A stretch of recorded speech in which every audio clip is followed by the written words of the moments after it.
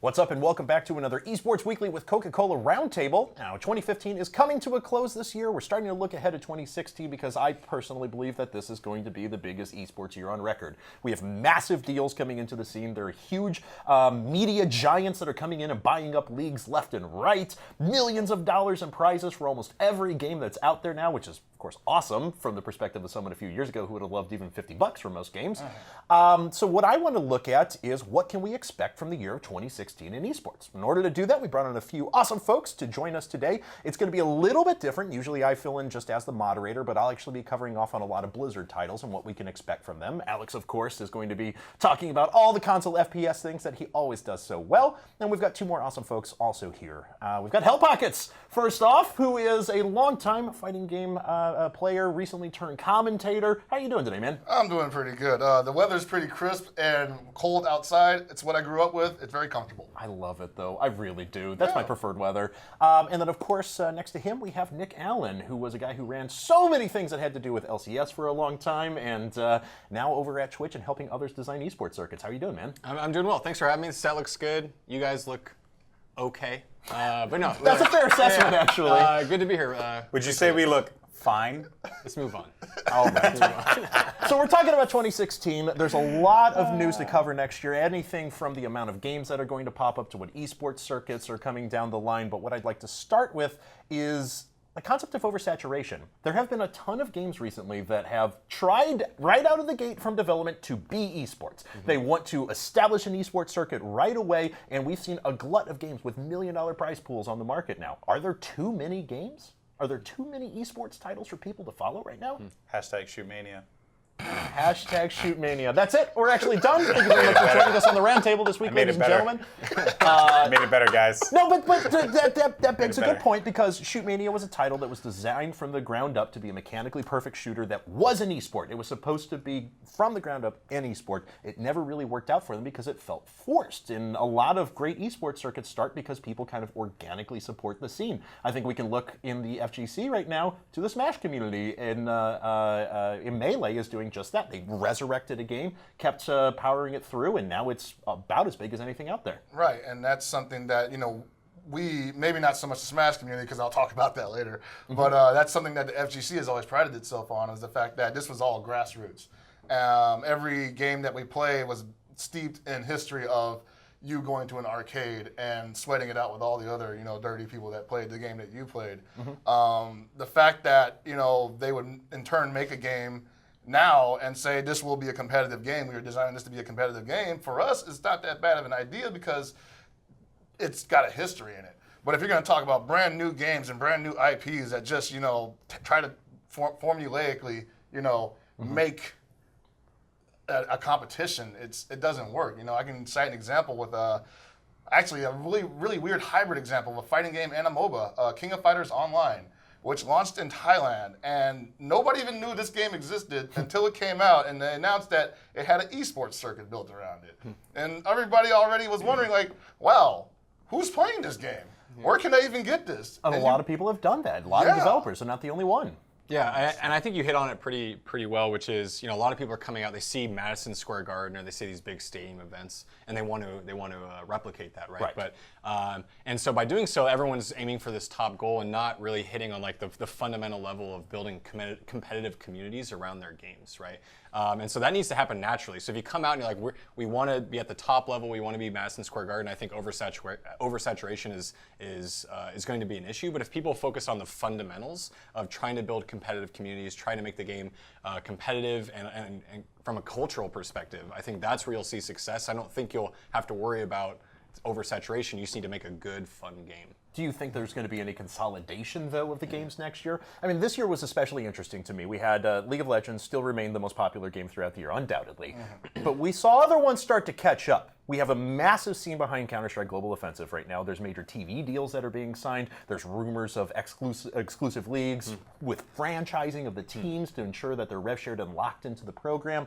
So I guess then my question is there anything that's out there or coming up that you think could knock off League of Legends from that top spot right now?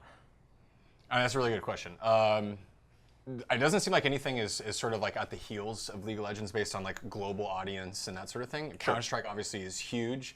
And there are some big games that are coming around. I think mobile market is something that we'll probably see an emergence of in 2016 with games like Vainglory. I completely agree that, with you, yeah. The accessibility level of that game, especially in regions that don't have like strong like hardline internet, they're sort of like mobile nations. That's actually going to be huge. You have to think, right? Just like the Asian market in general. I mean, I was just in Beijing, and every kid had like a touch cell phone, right? Every kid out there. So like, I would not be surprised if games like that would just continue to expand and grow, and even out here, I mean, that culture is pretty much just, it's like a phone is like a part of your body now. So it would only make sense that games and competitive games would actually emerge, and maybe even esports would emerge from something like this. But will there be any sort of, like, if you enjoy a particular genre of games, there's no lack of games that you could watch that have million-dollar esports circuits. And something I always think about is how many of these games are cannibalizing the audiences of other ones. You know, let's look at it. Let's look at console FPS games. We have 3 major circuits out now: Gears of War, Halo Championship Series, and Call of Duty World League. Right? Yeah. These are all going to be for tons of money, and they're all going to pull from a very similar demographic. Fighters, obviously, there's a lot of new fighters every year that pop up at EVO. MOBAs, there's 4 of them that have million-dollar-plus circuits right now. Are there just too many games for every genre? Well, I think we've seen that just throwing a ton of money at a price pool isn't going to satisfy, isn't going to build the sport itself. I think Shootmania, again, super relevant example. You worked on that. Just for clarification, Shootmania was a good video game concept. No. Actually, I'm going to say I don't want to rag on. I don't want to rag on. Really I liked it. the Mania Planet guys, the Naughty guys. I thought they were awesome. I really enjoyed playing it. Yeah, too. I thought it was a fun game. But yeah, it's like one of those things where you just don't shoehorn it. It has to develop naturally. Right. So I think the question is, what are the games that have a massively expansive user base? Because those are the people that are going to engage, and those are your hardcore viewers as well that are going to tune in. I think there's a small percentage of people that don't play the esport and watch it. I think but that's actually more the exception than the rule. It's really the core player base or people that have a history of playing the game that are going to be the ones that are actually actively viewing. So really, what are the big games that are actively having a lot more growth? Don't have a good answer for that. But again, mobile is like this market where accessibility. There are millions, maybe 1 billion mobile devices out there, right? So the opportunity for players in that space is much, much higher than maybe in like PC right now. Well, I mean, and we found that the games that catch on that have the broadest kind of hardware appeal are games that do really well, So, I mean, League of Legends, not exactly that high, graphically demanding, can be played on fairly low-spec systems worldwide, caught on very well in Asia, whereas you have Counter-Strike, which is more graphically demanding than the Crossfire or Sudden Attack or anything that the Asian FPS games are. Right?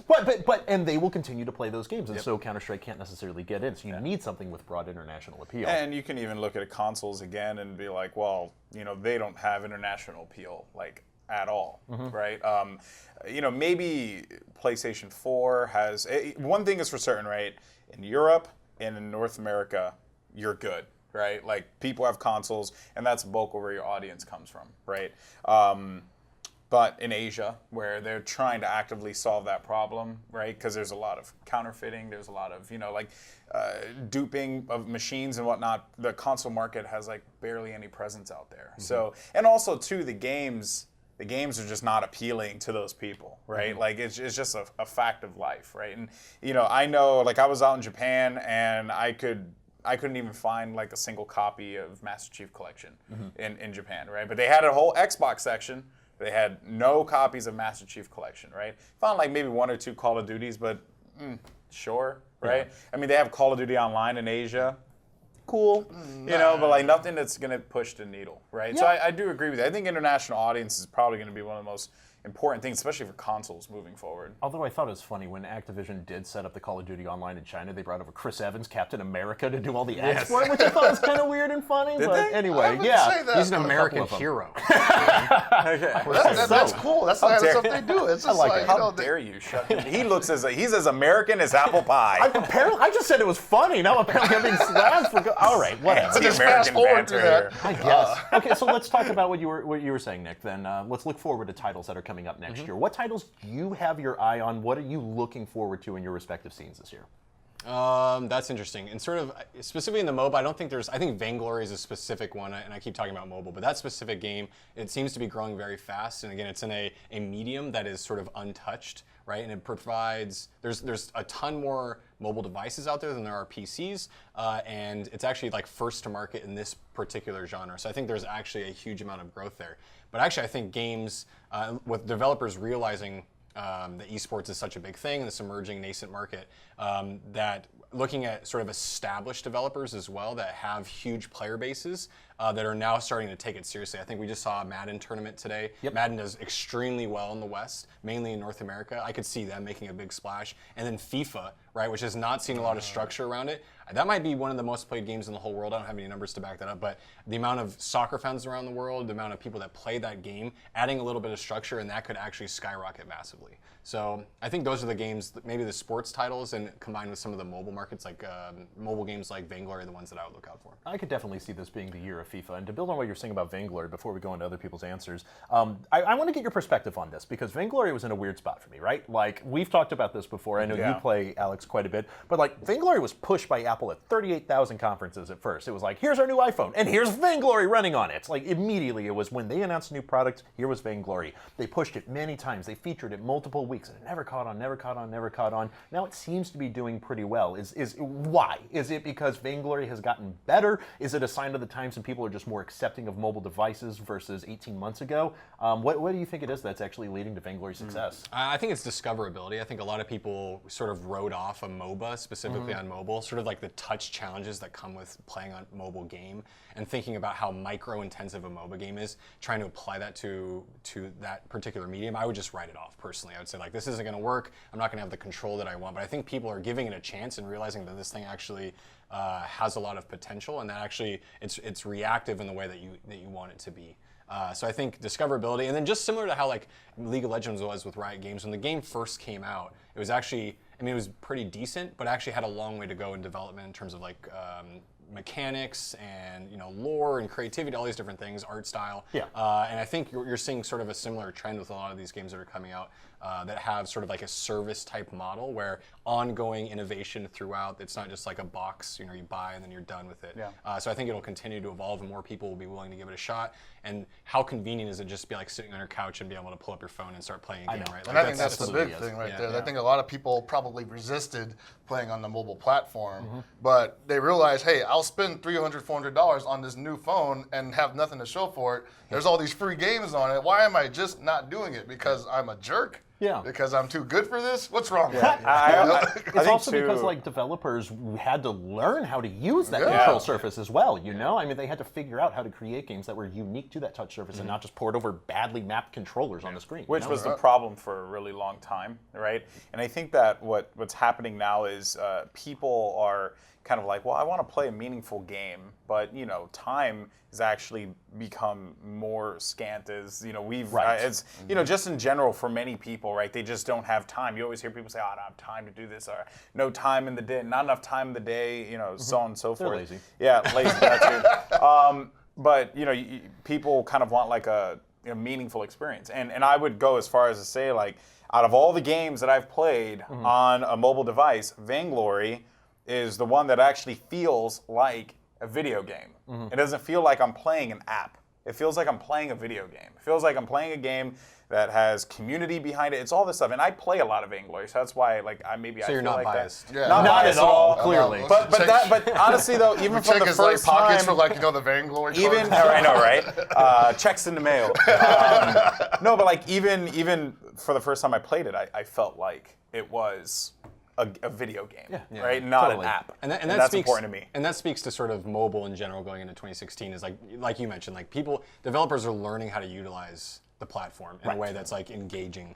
And so sky's the limit at this point, right? And I think with the prevalence also like Hearthstone, which is I think probably killing it based on the amount of people I know that play this game. Oh, absolutely. I imagine mobile is just going to be taking 2016 by storm. Yeah, I think that's a reasonable prediction. Okay, so Chris, Alex, I throw the same question to you way back when then. What are you looking forward to for new titles next year? Or just, it doesn't even have to be a new title, just what title do you think is going to be disruptive in your scene? Well, right now, obviously, everybody's focused on Street Fighter V as far as fighting games go. It's the game that was, I will say, it had a lot to prove because with the advent of Ultra Street Fighter 4 basically becoming, the esport of fighting games, Street Fighter V had a lot, to live up to. And the fact that they've pretty much taken this pseudo online game route where basically you just get the game and they just send you updates and they basically support your interest in the game I think that's going to be beneficial for other. Well, first of all, it's going to be beneficial for players because we're going to be like, hey, we've never gotten free stuff before. This is awesome, right? You might not have to buy the same game Not to every buy year. the same game every year. This is going to radically You change mean you don't everything. want Ultra Mega Street Fighter 5 Super Edition? Exactly, right? Meanwhile, I want it. SNK and Arctis are in Japan going, what are they doing? All right. Yeah, see how they compete with that. Yeah. Personally, I'm looking forward to, more exploration in terms of marketing from other companies because Capcom's killing it. Capcom's going to just keep pushing things forward, and whether or not it works, they're going to do it because they literally have nothing to lose at this point, They came out with Street Fighter Cross Tekken. How much worse can it get? Right. Yeah. Tekken Cross Street Fighter. Man, we cannot. Awesome. Hear Where do you go? call me, man. We got some stuff to talk about. Where do you go from there? I don't know. Jesus. Oh, my God. Mania. I mean, Shoot Mania. That's it. That is our Shoot Mania right now. Shoot Mania, what's going to disrupt the console FPS world? Oh, jeez. No. I think Halo actually is going to have a massive year. The prize pool was just announced to be 1.7 million, and I would not be surprised that would go up to 2 million. The hype centered around it got the Counter-Strike community pissed, right? So Halo, to the Counter-Strike community, they're like, dead game, hashtag dead game. Right, I'm gonna run that as much as possible. But they had a whole thread that ended up getting deleted on the Global Offensive Reddit because it was like people were just pissed. Like, why isn't Valve giving us $250,000? Blah blah blah, or more than $250,000, and why aren't they giving us crowdfunding even though players are making millions on stickers and stuff? And I would say that's actually been pretty disruptive right now, even for Call of Duty, because a lot of players on Call of Duty are now looking at it and be like, damn. 1.7 million, of course, they have absolutely no chance against the likes of Evil Geniuses, but it's still kind of like kept the conversation moving for them. So that's actually pretty exciting. And another game that I'm quite pumped for is, it's two, is Paladins. I like Paladins. It's fun. I like that they're taking a no esports approach with it, and they're just like, we'll just see what happens. Right, but high-res... So perfect time to mention it on Esports Weekly. Yeah, right. No, I mean, come on. No, it's gonna be an esport. It's a hero shooter. Bart sitting back there like, yeah. And Rainbow Six Siege. I'm actually quite excited for that game, partly because it's like kind of a throwback to the core of shooters, right? There are some you have specialist characters, and it kind of borrows a little bit from MOBA or hero shooters. Yeah. But the core gameplay is very much consistent. There's no jetpacks. There's no 20 feet jumping. There's none of that stuff. It's a very core game. Real talk though, is that really going to make Halo and Call of Duty fans go, yes, Rainbow Six is now the sport that I need to support? Or no. Do they have the I'm genuinely asking you, will fans of those games, if they're drawn in by a game that has better mechanics, will they gravitate towards it, or will they stick really hard to their franchises? So while I'm a fan of Black Ops 3, I really like Black Ops 3. I think Treyarch did a stupendous job with that game. There are a lot of people who just want a core shooter experience. And Rainbow Six offers that for the person that doesn't like jetpacks, for the person that doesn't like wall running, that doesn't like, perks and all that. Rainbow Six provides that kind of an experience, right? It's different. It's very different, right? The actual gameplay itself, right?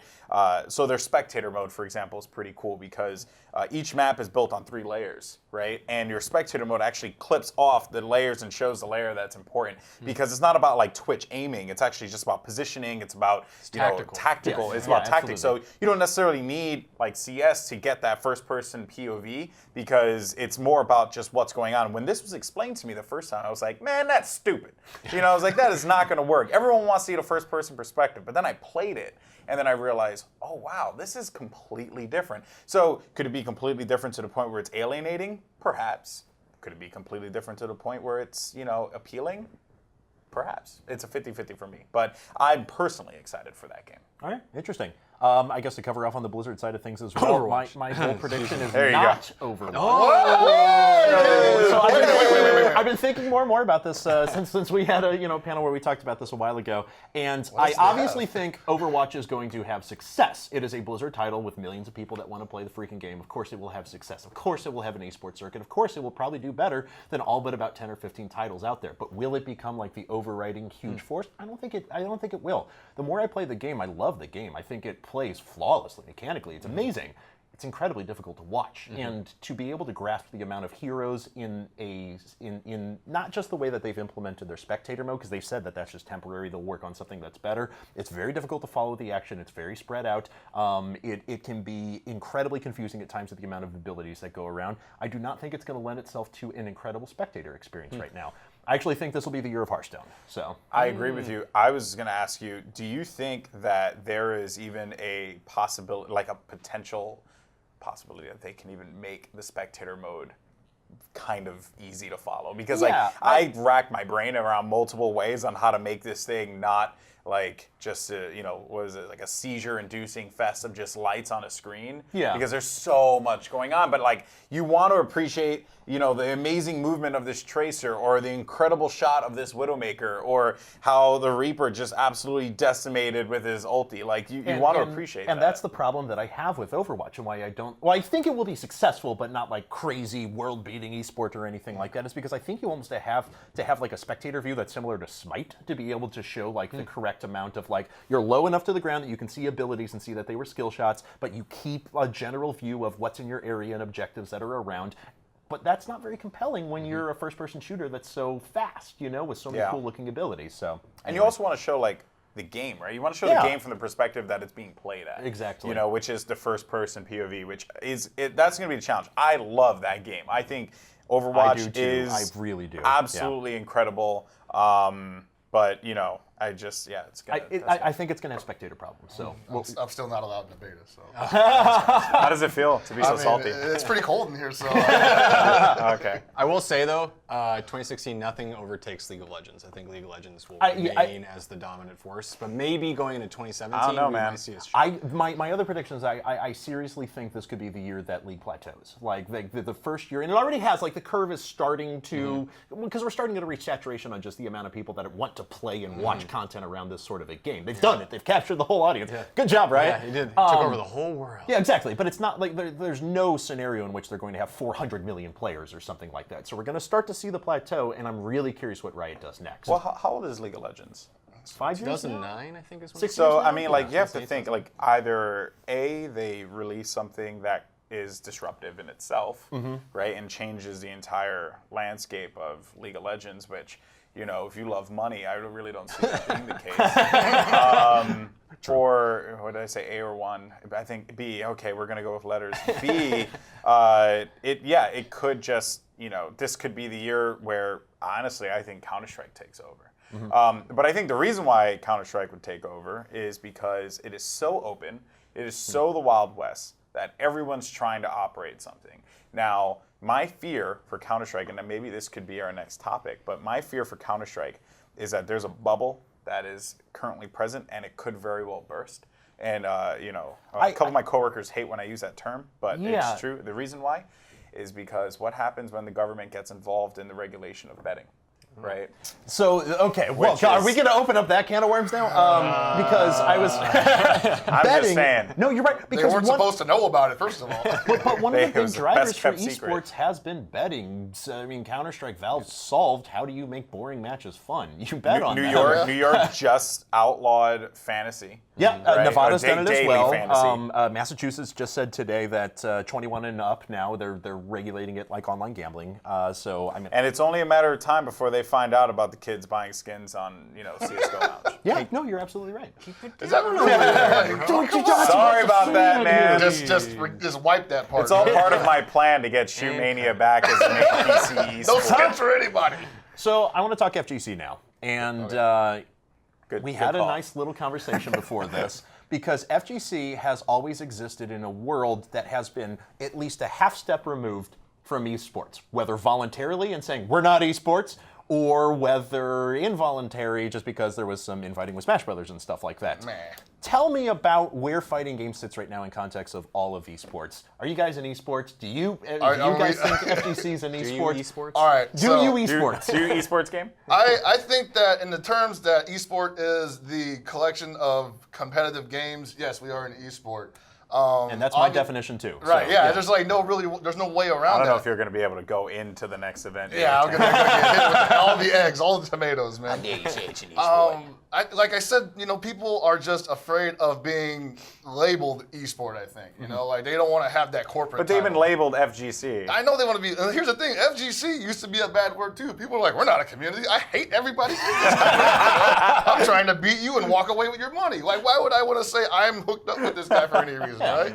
But I mean, we've had a long history of fighting every transition that has come upon us, and in the end, it's fine. Like it helps us stay alive. Anger. I like that though. I Anger like keeps us the alive. fact. I have to say, I like the fact that the FGC has gone. No, we don't identify with with 100% of this movement. We are independent. We have our own culture. We have our own way of doing things. Right. And I actually think that that's kept their scene very true to who they were like 10, 15 years ago, but they've still been able to continue to raise it up, raise the prize pools, and get more into esports, if you want to call it that. Exactly. So I don't think it's a bad thing. I think we are esports. I think we've been pushing towards esports probably before a lot of people who are esports now, I think we've pretty much laid the groundwork for that. I think we should be proud of that.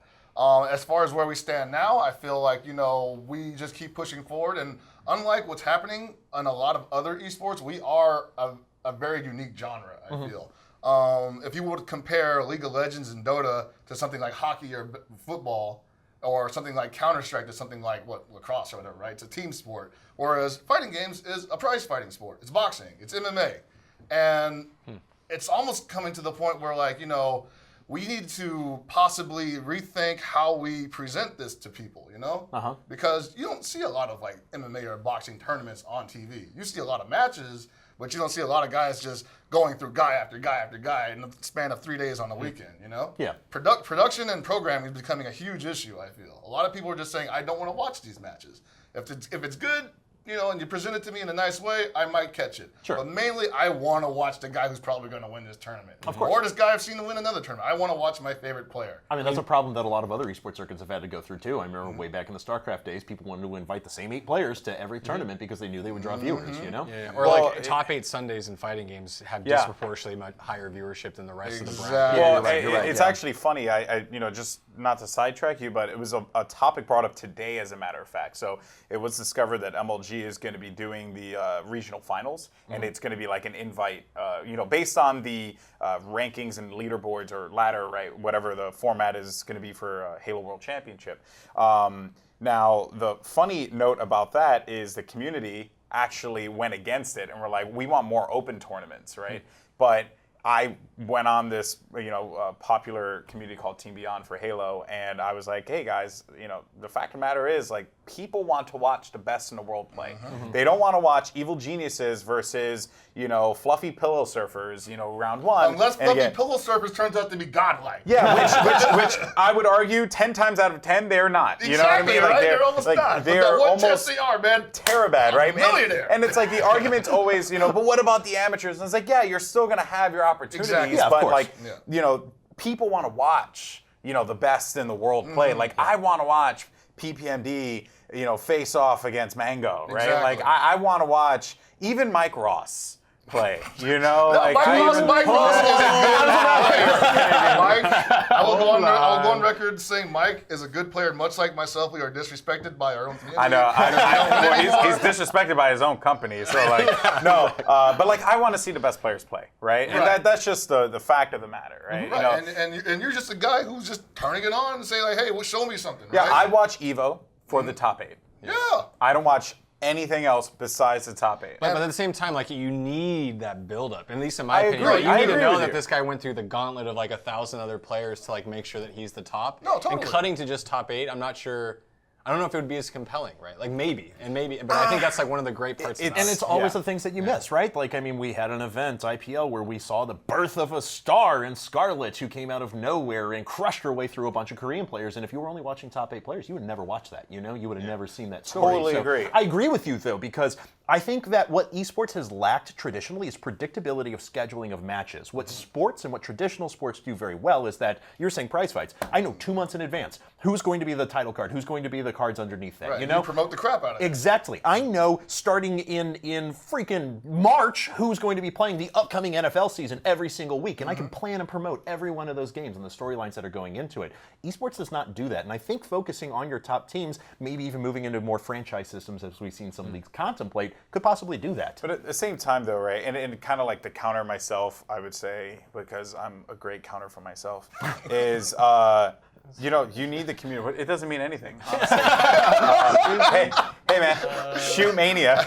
That's all. Hashtag shoot mania counter. No, so you need it, though, because to the point of what we were talking about a couple weeks back, is you need the aspirational system. You need the people to want to compete, and you need to be able to display them, right? Without, think about this, right? You eliminate college sports out of the equation and not broadcasting college sports, then what are you really left with, right? Who would have known that LeBron James was this amazing player coming out of high school? Had it not been televised, has his matches not been shown, on whatever means it was? I don't watch, YouTube. that kind of YouTube, He right? was a YouTube star. But even then, like college sports in general, right? College football is massive, and that in itself is a whole other process. So like, it is important. All I'm saying is that, as far as events go and like actually upping the production, like, everything just needs to kind of culminate into that, and the story needs to be told for that event, and it needs to be done in a manner that is, TV friendly. So of course, and I agree with you. Like, we definitely cannot give up the open tournaments because that's what makes the FGC so. Maybe there's a way that we do it. It's just different. You know what I mean? Like, everyone wants Capcom's already doing it. Like Capcom with the Capcom Pro Tour, where like they're having tournaments year round, and the winners of each tournament either get qualifying spots or points, and they come and fight it out in another couple weeks. But that works for fighters because, like, literally at one point everyone was calling themselves a major, right? So like there was a tournament every week, right? That's what I mean. In Halo, it's not like that. Well, that's your problem. Yeah, I know, but that's the thing, right? So it's not a one size fit all situation. Right? No, it's not at all, and it's and it's going to take some planning, and obviously what works for us will not work for everybody else because what worked for you guys definitely didn't work for us for years. Right. People have tried to do the, I guess you could say I wouldn't even know what to call it, but they called it the esport thing. Yeah. We tried MLG with KOF 13 and Tekken, and I mean, I'll full disclosure, KOF 13 and MLG, I didn't hate the idea. I just hated the fact that it happened at the time that it did. Sure. It was the first time that KOF was going to be at EVO as part of the major circuit for Road to EVO. And then here comes, hey, we're running it too, guys. And we're like, plan the whole year around this thing, man. Come on. Well, now Chris. You're the third fighting guy who's come on and officially declared FGC esports. So I think that's a good enough sample size. 100% of the FGC community agrees you're esports now. Does it really need declaration though? It doesn't. It doesn't. I just want to mess with you as much as possible, but because now I'm going to say the word smash. Oh my God. So we talked about this last week, but there was a bit of a controversy just recently. We obviously had Mr. Wizard jump out on Twitter, threw up some Twitter polls, and said, he discovered hey, Twitter polls, man. How many Smash games do we want at EVO this year? And the community went, I hate you. Yeah, it's basically what happened. Smash community has small scale war. So how are you guys liking Smash, and how do you see that relationship between Smash and the FGC developing next year? There's a meme for this where it's like that. You ever seen that episode of The Simpsons where they steal Mr. Burns' boat and they have those two monkeys knife fighting? And so they have that that image, and then one's like Smash 4 and one's Melee, and like standing around is like Exert and Street Fighter and like. Oh, Mr. that was Wizard. the one Zero tweeted out. Yeah, I saw that. I saw that. It's literally what it is. It's just like Mr. Wizard is like, Joey's a cool guy, but he likes stirring the pot at all times, and he's good at it. Yeah. And honestly, if there wasn't anything there, he probably wouldn't go for it. But he saw like an opportunity to write a story, basically. And obviously, the Smash 4 community and the Melee community have been having issues already before we even brought this up. Right. And this was just like, hey guys, you guys still mad at each other? All right, let's go, But what does 2016 look like for you guys in the Smash community? So obviously we know from 2015 Smash is here to stay. It is big, it's huge, it's growing, and not is it just one version of the game, but Smash 4 is incredibly popular along with Melee. So it's not like it's just Melee coming back. You and I were talking before. We said that we don't know if Smash is FGC right now just because of the way that the community views each other, but do they have a potential to work themselves in, to grow and be a part of the community over time? I think if we have, as the FGC, as people who grew up playing in arcades like I described earlier and having that disconnect with consoles, to go from that to consoles, because we're 100% consoles now. Nobody really plays an arcade anymore. Sure. Sad story. If we can do that, we can definitely say, hey, Smash is also a console game. It is a combat game. It's competitive. It's got a scene. They bring all their own stuff. Why can't they be at a tournament, you know? Sure. It's like he said they bring no. Imagine They if bring all their own TVs. That Smash guy doesn't bring you're his own gonna pay stuff. me $50 to let you bring your TV to my venue? All right, why can't I say no? Why would I say no? So, but can they be FGC? I think they can be FGC. I don't think that they can be, OG FGC. I don't think they can be like, Street Fighter 2 Super Turbo. Like, yo, you remember like, such and such player? Like he was God. Like we're gonna be like, okay, man, calm down. But I think they can have their own stories. They can have their own lore, and they can have their own history. Basically, they can just. Well, they already have it. That's right? what I'm saying. They I don't have see their history. I don't see why what can we give them? I don't even think that there needs to be a permission to join. Exactly. You know what I mean? Like there's a council headed up by Gutex and Mike Ross, and I honestly believe that Illuminati goes way deeper than that. I'm almost certain. I just wanted to highlight PogChamp and Mike Roos. But no, like the reason why I just think that they're there already, right? Like they're their own thing. They don't need permission or the blessing of anyone to be anything because Smash is so unique and it's its own beast. And Nick, I know you're really big into Smash, so I mean, if they're going to be there whether you like it or not, I think, and like they're going to try. I mean, Yes. whether we like it or not, whether anyone likes it or not, they're huge. They get tons of views. I think they actually get considerably more viewers than Street Fighter at this point with a lot of their stuff. You can't say that to me. Maybe not at Evo. Maybe not at Evo. Evo definitely peaked out. I think on normal. Oh yeah, on a normal more day-to-day viewership on basis, Twitch. Yeah. yes, definitely. But yeah, they're hardcore. They have a lot of the same elements that like Street Fighter has, right? Like I'm not making an argument for it, but they're here. They're going to stay here. They're huge. Get used to it. Bro. Yeah, I think that's absolutely right, though. Yeah. Okay, so 2015 was the year of esports. 2016 looks like it's going to be the year of esports. We already know that every there's year's a year of esports. basically is what it feels like, right? I totally agree with that.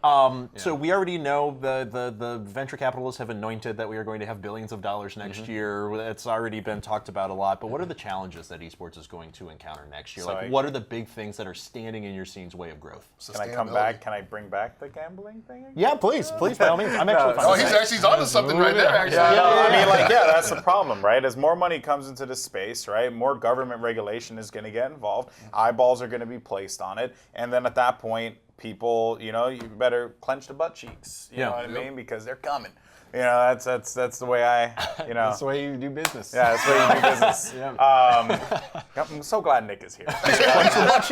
He brings the awkward. But also though, you did mention sustainability, and I kind of want to echo what 112 said, where a lot of teams are looking for stability now too.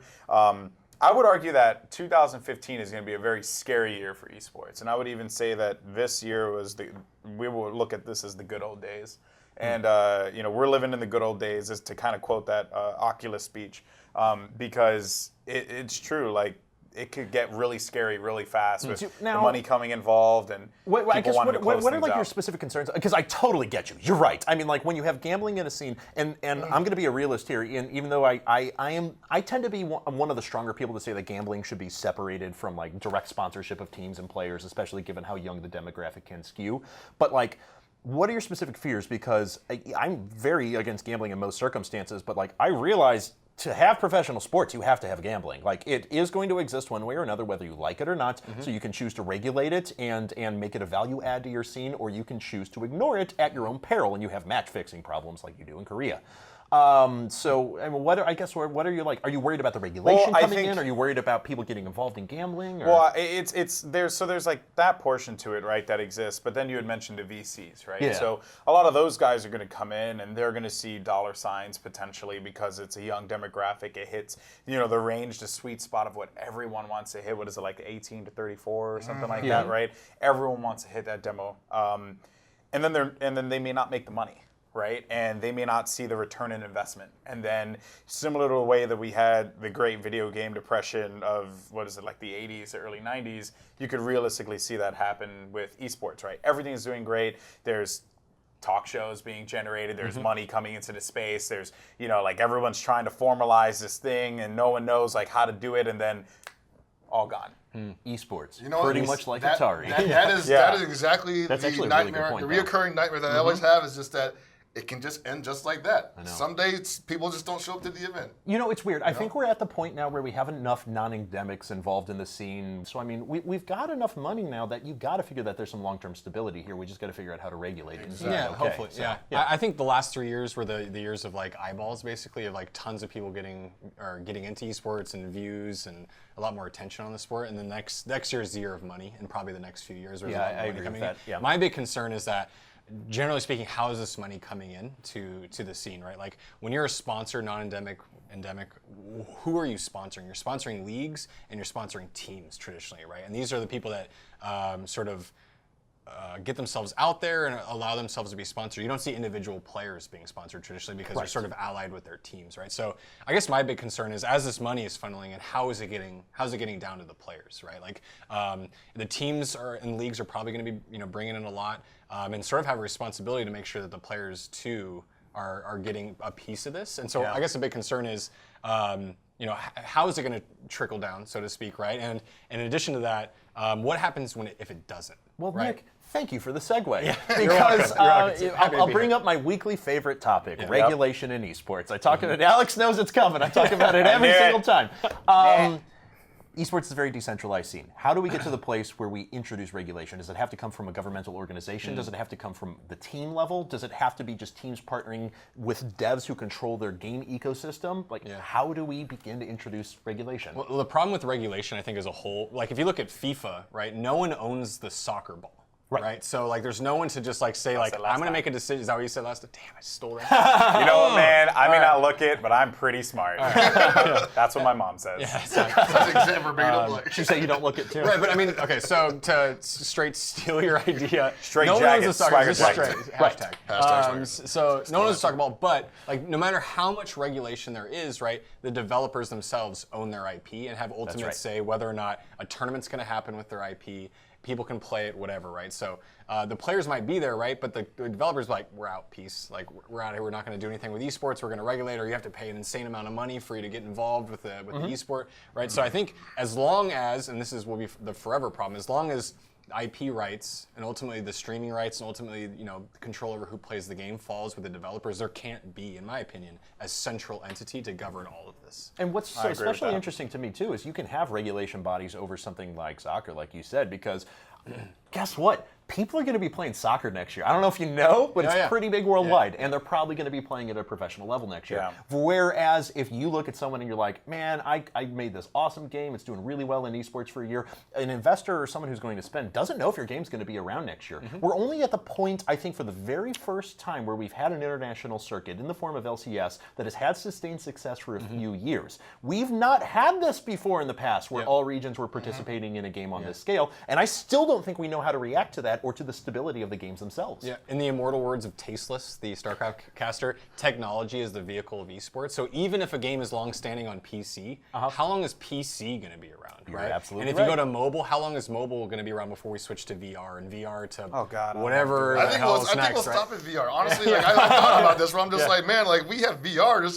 There's just nothing left to do. I thought we were going to stop at that first mobile telephone, and then we got this thing. Yeah, exactly. You know what I mean? I'm telling you, man, it's gonna be Jurassic Park. Just to have like VR dinosaurs eating us alive. But I just think there's no safety in that regard, right? There's no. It's so risky.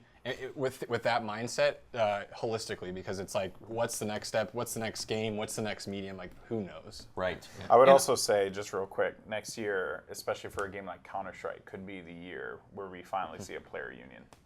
I agree with that, especially because we already know that the teams are locked into an exclusive deal for, 10 weeks, or 2 10-week seasons, I think it is, the Turner deal, so it's 20 weeks altogether. We know that's an exclusive period, which means that Turner has the rights to those players during that time. So, yes, I think you're going to see some sort of regulation out of that. I don't know how it happens. Well, I think you have to look at it like this, right? Like, especially with Counter-Strike, these players are competing in so many tournaments that the players, and forget the teams, right? It's the players, because without the players, there is no team, there is no esport, there is no viewers, there's nothing.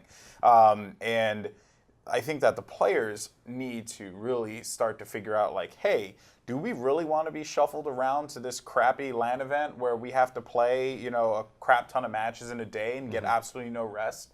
Like, they should actually speak up and do something about it because, like, it's fair. But at the same time, though, that is also scary because then, they hold a lot of power. And like you said, it's a very scary space and no one knows, like, what the heck's going to happen, and that's why I say 2016 is going to be the scariest year for esports. If Scoots was here, he would talk about this very adamantly for probably 10 hours. I would say he's very bullish on esports. But I would actually say that I think a player union is, while probably likely, very challenging because if you look at player unions in traditional sports, they have lawyers, they have accountants, they have tax advisors, they have all these people, and those people are brutally expensive, right? Yeah. So that takes basically all of these players to come together and be willing to put in their potentially pretty low wages is what players are making right now.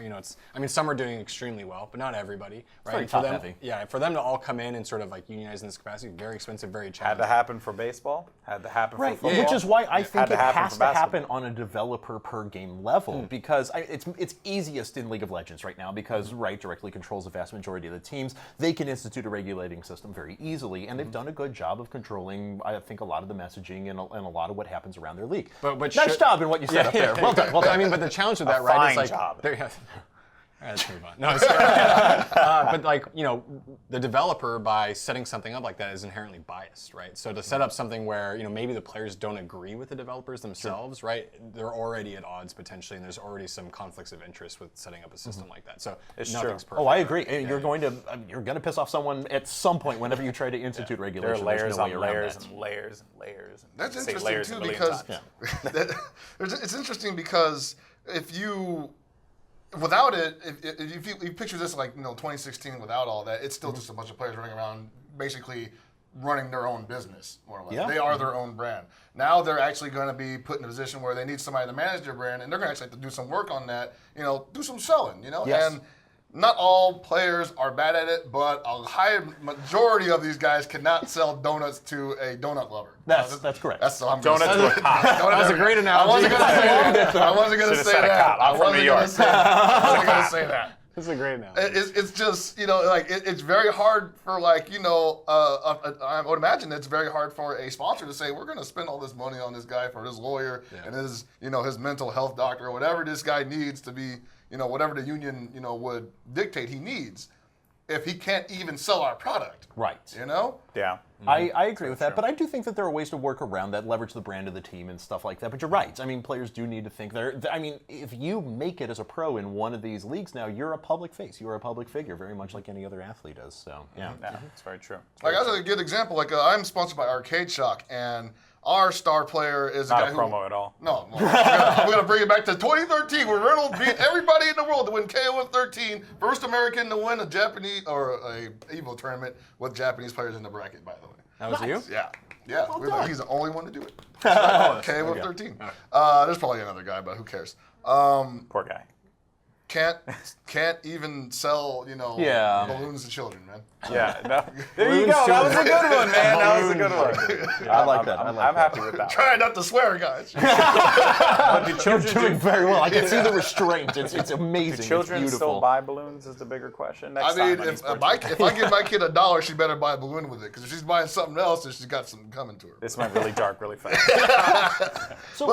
So I'm going to go back to a little bit of the business of things as well. Outside of regulation, when we talked about developers creating esports, can you have a competitive game that comes out now without people saying, well, this has to be an esport, or this is going to be an esport, or we are eyeing up the esport potential of this competitive title. Can you just have a competitive game come out? It doesn't have to be an esport? We have plenty of fighting games that come out that never make it to esports. Fair point. All right. Battlefront, Yeah. right? I mean, that's It's interesting. I think esports, I say this quote a lot actually from Mick from Face It. Shout out to Mick. Esports are a consequence of competitive communities. So really, like, esports kind of like fair point. I like figure that. themselves out. Right? Yeah. Like, it's not, you can call an esport, you can do whatever you want, but like they happen naturally. So you don't really have to put a title like, hey, I'm releasing this game as an esport. It's like, build it to be competitive, and that will naturally happen, right? Yeah. Or don't build it to be competitive, like Melee, like that was not supposed to be a competitive game, and the esports scene sort of like rose out of that, right? So whether you want it to be an esport or not, if there's a competitive community and it starts to like, really develop, it's there anyway. Look at Hearthstone. Great example there. I don't think they ever really intended for the game to become an esport, right? But here it is. Still don't want it to be in a lot of circumstances. Another game that I'm a huge fan of is Duelist. It's this new strategy card game thing. It's like if Hearthstone and Final Fantasy Tactics had a baby, and it's an amazing game. There are no esports features on there, but it's just a very competitive game. But I would argue as well, though, that if you just build it for them, then let them use it, right? At that point, I think one of the best things that happened to Call of Duty was that the original Call of Duty 2, specifically for Xbox, I would say PC already had this, but it had a really bare bones, crappy spectator mode, right? But you could switch between 8 different perspectives, and you can realistically commentate the game. It was there. You could just go and spectate the game. It was just a tool. Did they ever think that it would become this thing where there's a Call of Duty World League? No, but it was just, they had it in there. They had the ability to do private match and the ability to spectate, and it was as simple as that. And then the community just decided what to do with it, and then it evolved. So to echo your statement, that's exactly what it is. But even then, it doesn't need features. I think Clash of Clans is an interesting example where this game has what you would probably consider no competitive features, and there are massive tournaments for this game that happen with tons of viewers. That's very true too. Yeah. So they again, had gatherings. They actually put up major world events. They had entire clans come and compete for hundreds of thousands of dollars. Exactly. Right. So So it doesn't. It's not even just that those are tools to help bring it to that next level. But again, it's going to happen whether you like it or not if people are competitive in the game. And if your game is good. Okay, I'm not going to rag on Clash of Clans because I think they've done a great job innovating in the mobile industry and everything like that. But did you see any of their esports footage or events or anything? I watched the entire I don't even know how did they even do this? It's hilarious though, because you have 30 people in the same shirt because your whole clan is there. It's not like you bring 4 people. They have 30 people. It's that are around a big I watched ClashCon. They were It just was staring awesome. at iPads and just being just set it so- and forget it. So think of a broadcast style very similar to poker, right? So it had very much that kind of approach. It was, a guy who had set up a base to prepare against another person he played against. And it's a strategic, mind scare on each side, right? Because this guy's well, what if I didn't set up properly on this right side here? He can expose that, but I didn't have enough resources to, be able to properly set up on this side. And it's actually really cool. It's a meta game. It's a meta mind game. And it all comes down to commentary. So, as a commentator, I just think I could. we're so important. Clash of Clans. I think I owe somebody a beer because they said that you're gonna buy a beer every time somebody says meta on this show. Yeah, so meta. I love it. It's the most meta of meta. Wow, New meta man. too. I don't make a lot of money, man. What are you doing to me? All right. Well, I think on that bombshell, as Clash of Clans is the future of esports in 2016, that's what we've arrived at here on this roundtable. There we go. We are actually going to bring things to a close here, though. But thank you very much, gentlemen, for coming on. Absolutely. Alex, Chris, Nick. It was great having you guys here. Thanks, so Jim. thank you so much. And don't forget, guys, for all the information you need to know about Esports Weekly with Coca-Cola, keep it tuned here to IGN. We'll see you later.